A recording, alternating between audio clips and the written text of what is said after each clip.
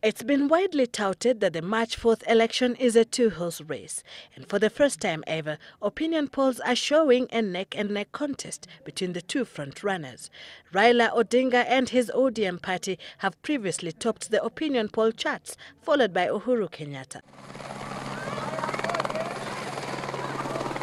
Now, though, pollsters are bringing home different returns. Kenyatta seems to be closing the gap and fast. What could be shifting the ground? The closing in of the gap that has occurred can basically be explained by a number of factors.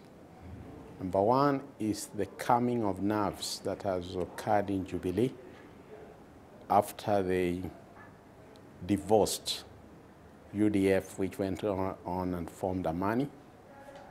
Number two is the high-profile campaign, which was basically a reaction to the European community sentiments that voting for certain candidates will lead to consequences.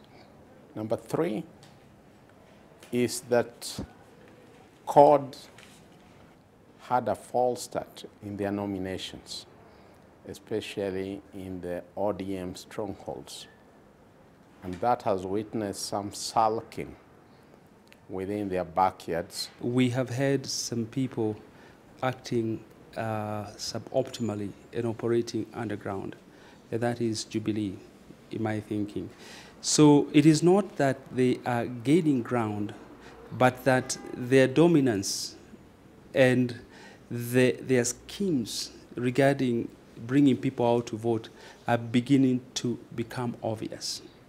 So the more we get closer to the election, the more obvious it becomes that they already had a scheme which they were executing, and the scheme is coming to the fore.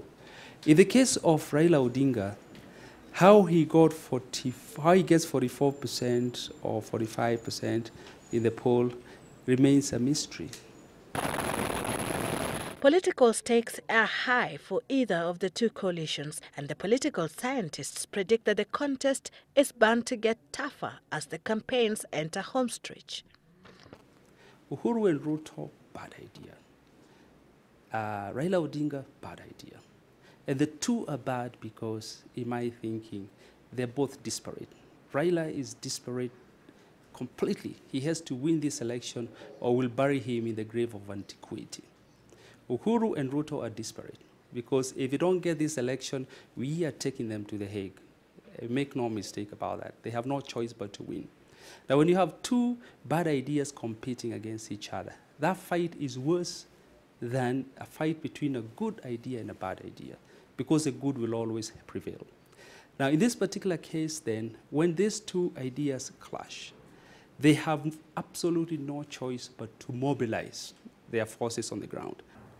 CORD and Jubilee both still have the potential of pulling this thing in the first round, depending on what they do and put in place in the next 2 weeks. And let me tell you, in the next 2 weeks, you are going to see get out the vote campaigns from both alliances. To achieve that, which is essentially a 50+1 vote victory, either coalition has to gather more voters into their basket, but whose basket is vulnerable for a last-minute raid. The voters that are currently aligned to Musalia Mudavadi, to Peter Kenneth, to Martha Karua, to James Ole Kiabi, to Abduba Dida, to Paul Muite, those are the voters that you can swing in the next 2 weeks, not the voters that have already aligned to Raila and Kalonzo and CORD for that matter, or to Uhuru Kenyatta and William Ruto and Jubilee for that matter. Those ones are already decided. They are not going to change. However well you perform on Monday's debate. Even if you're to go far back in history, a man called Roosevelt, even the newspapers the following day had the headlines that his opponent had won, because it was very obvious. The polls had said he had lost. if Raila continues to listen to the pollsters, then he is going to surprise himself should he lose. And I think what the Jubilee fellows are doing is that they want him to continue to be deluded by the polls.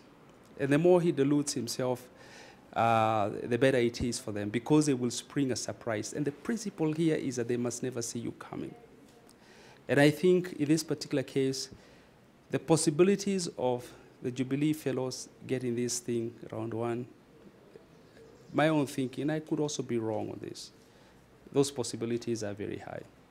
And I say so purely on account of the numbers of registered voters. You can register, but you might not vote. Either way, this election will be won on the election day, knowing that opinion polls are just a reflection of the people's intention. But voting will take more than just intention. So whoever manages to marshal all their supporters to come out and vote that day may just carry the day. Sylvia Chebet, Citizen Live at 9.